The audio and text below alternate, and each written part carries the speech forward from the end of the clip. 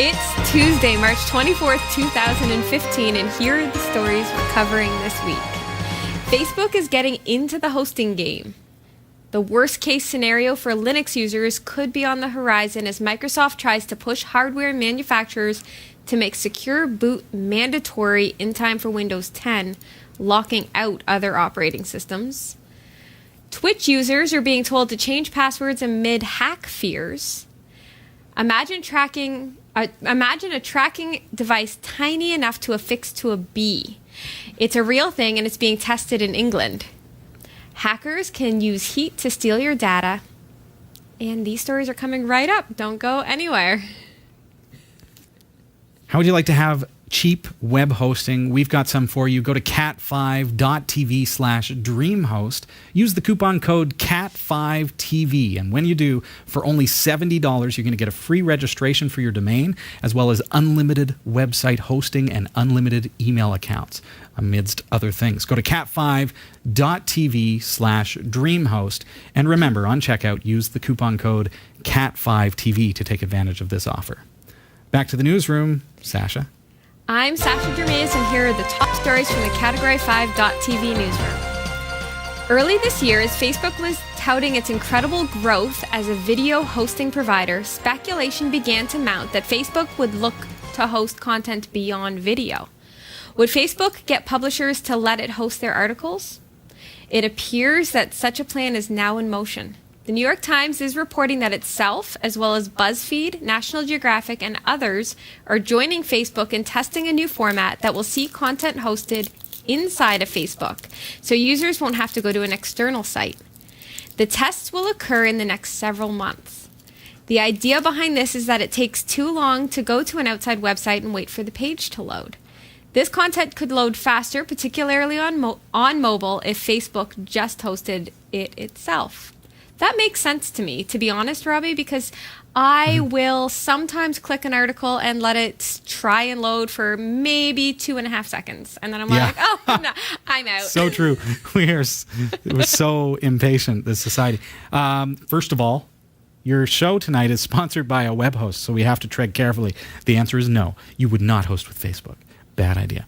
Yes. But yeah, no, I can see just like the infrastructure of the way that the internet works. If you had it hosted on Facebook, it would come up faster. I mean, you click on a message or something that has been posted, and it's instant, right? But then you click on an external link, and it takes forever on the Facebook app. Why don't they instead take the approach of building some kind of a proxy service or something that preloads content for links that have been shared on the Facebook platform? Oh, that makes sense. That would be kind of good. Or, those kinds of technologies exist that they could be doing more to improve the performance without, it's their app, right? Yeah, they want control of everything. They want control. Why wouldn't they want control, really? Mm-hmm. Oh, well.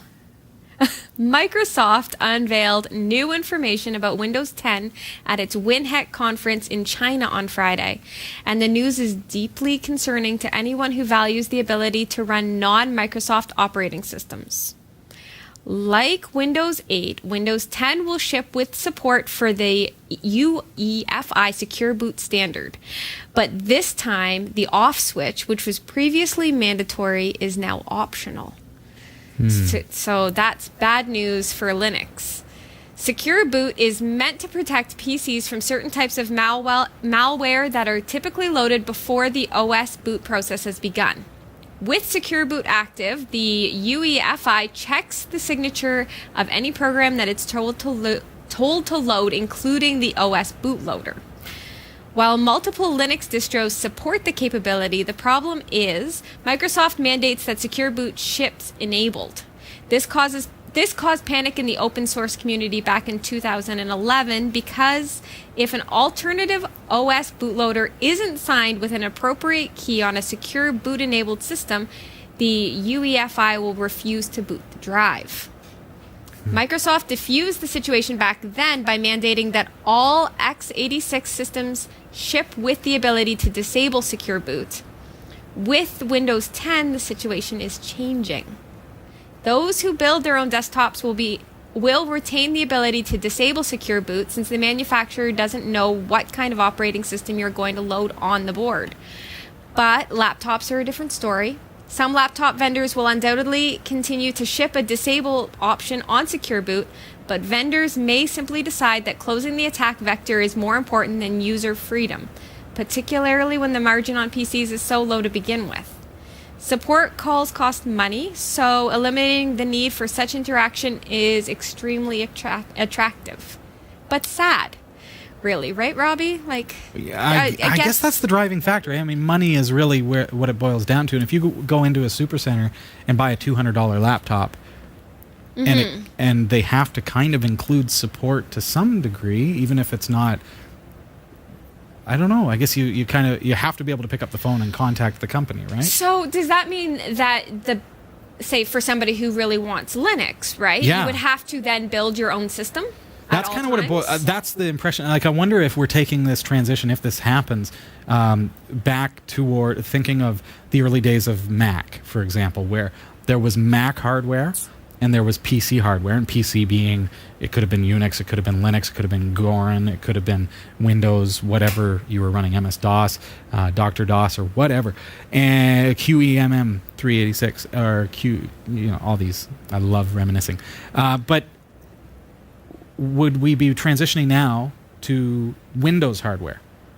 So that now, if I want to buy a laptop, there's a Windows laptop, and there's an open laptop that is, I can install whatever OS I want on it. But you won't necessarily be able to walk into a supercenter and get one for $200 anymore. Right, you have to buy it some other place, like either a specialty store or... Which means what? To me, as a consumer, more money. Yes. Right? So I'm not going to save the money. Quite possibly. We'll make it work. We'll make it work. We'll hack the firmware. We will hack the firmware right here and show you how it's done. Exactly. If it can be done, it will be done.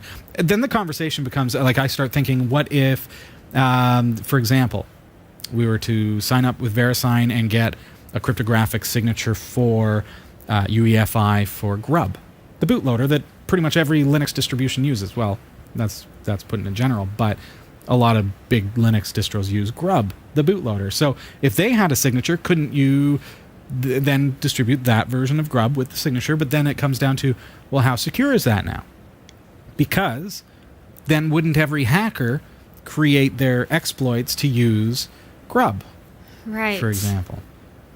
So there's this really, so that's why it's like, okay, so how much power are we giving Microsoft in this particular thing?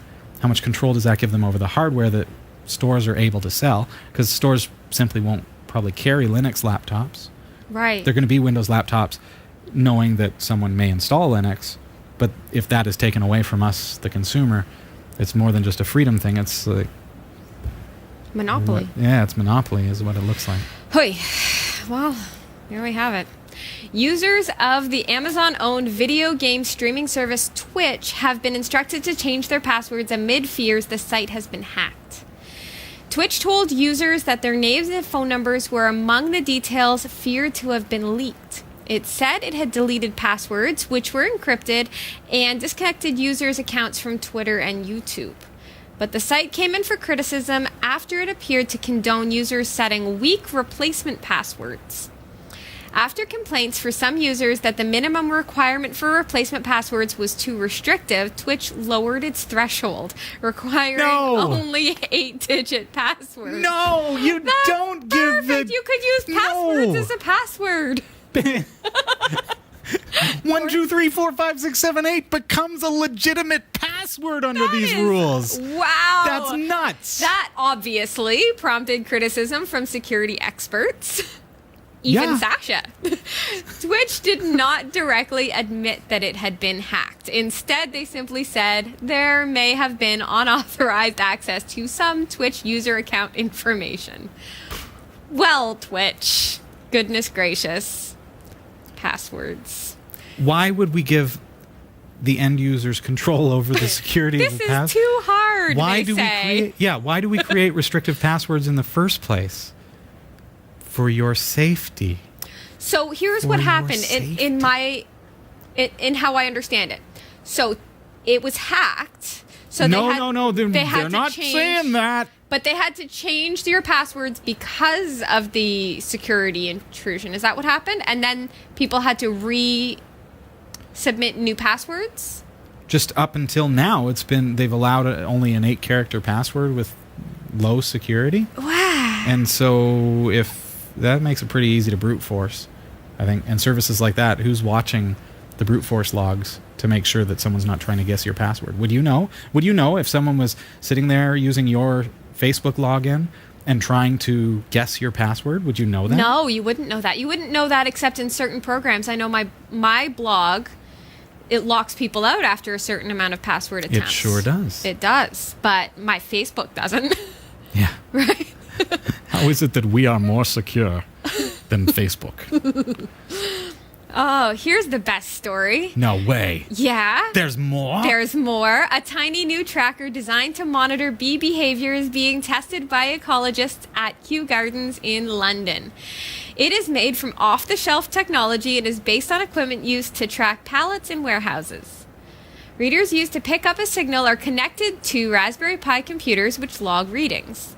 The device has a reach of just 2.5 meters, which is a huge improvement over the previous generation, which ranged only 1 centimeter, which Whoa. is crazy small. 1 centimeter is like the length of the actual antenna on that bee. Yes, really. The tracker consists of a standard RFID chip and a specifically designed antenna, which is thinner and lighter than other models used to track small insects, which allows them to boost the range. The idea is to have readers dotted around a hive and flower patch in order to track the signals as the bees move around freely in the wild. The engineer, who is a technical director at the Newcastle-based tech firm Tumbling Dice, is currently trying to patent the invention. I love this. I asked you earlier, it's worker bees they're putting these antennae on. So Yeah. it's not disrupting any sort of... Yeah, you look at that antenna, you think the poor mating bee who gets jabbed through the heart. Exactly. All of a sudden it's very praying mantis or something. Yeah. No, nothing Yeah. like that. These are worker bees, so they're not mating, but they actually glue these with some kind of crazy glue or something. Takes That probably Couple just minutes to- sloughs off at some point, right? Like I wonder it's not if, permanent. yeah. But it doesn't seem to harm them. It doesn't affect their flight. It's lightweight enough that they're still able to go about their beesness. Yeah, they're... Their business. It looks like the worker bees have a new uniform. Is that not... Like, if they can make stuff... I know that this is only a... What did you say? 2 meter Yes. range? Yeah. So could it not be used, like if the, I think of a shopping mall. We talked about a shopping mall and security of the cameras and stuff. You could place enough RFID scanners to pick up anything within a 2 meter radius, no matter where you are in that mall. So for tracking and stuff, could they use it for stuff like that? Or that's Did you just take that into a dark place? I did, Is yeah. that what just happened? I picture a bee and little tiny cameras on him and the NSA with a remote. I don't know. Usually I'm the one that goes down that slippery slope. Of I'm sorry. the dark I'm sorry, side. but did you see this thing? But I love this idea only because there's such a problem right now with bees dying off, right? And bees are in charge of what we eat. We are only eating because of bees and their ability to pollinate. I saw the cartoon. I know it's true. I believe it's true. I didn't see the cartoon, but I think that I believe that bees are in charge of, almonds. That's important. Yeah. So if we can use them and track what's going on with their daily lives and find a way to make them live longer and stop dying off in such large... Well, although those antennae might not help them for longevity. I just realized. Okay. Yeah, if it can be used for good, It might be. then and certainly that's what they're doing. Exactly. We just entertain Not them. for good, though. Here, researchers have discovered a new method to breach air-gapped computer systems called BitWhisper, which Whoa. enables two-way communications between adjacent unconnected PC computers using heat. BitWhisper bridges the air gap between the two computers approximately 15 inches apart that are infected with malware by using their heat emissions and built-in thermal sensors to communicate. It establishes a covert bidirectional channel by emitting heat from one PC to the other in a controlled manner. This blows my mind. According to the researchers, the scenario is prevalent in many organizations where there are two computers on a single desk. One is connected to the internal network and the other is connected to the internet. BitWhisper can be used to steal small chunks of data, passwords, for example, especially the 8-digit ones, and they can use them for command and control. That is scary. Yikes. So I had this great idea that we just put little coolies on top of the towers. I think it's perfect. No heat transfer at all then. I think that they could bring back ice block delivery, and you just set one in between your two computers. Yeah. Keep you safe, folks. You know what? This is great for people in cubicles. Cubicle workers can now ask for a larger cubicle. You want your computer to be more than 15 centimeters away from your neighbor's computer. You need your own office. With walls and everything. I know. I'm on your side. All right. For all your tech news with a slight Linux bias, visit the Category5.tv newsroom at newsroom.category5.tv. For the Category5.tv newsroom, I'm Sasha Dermatis.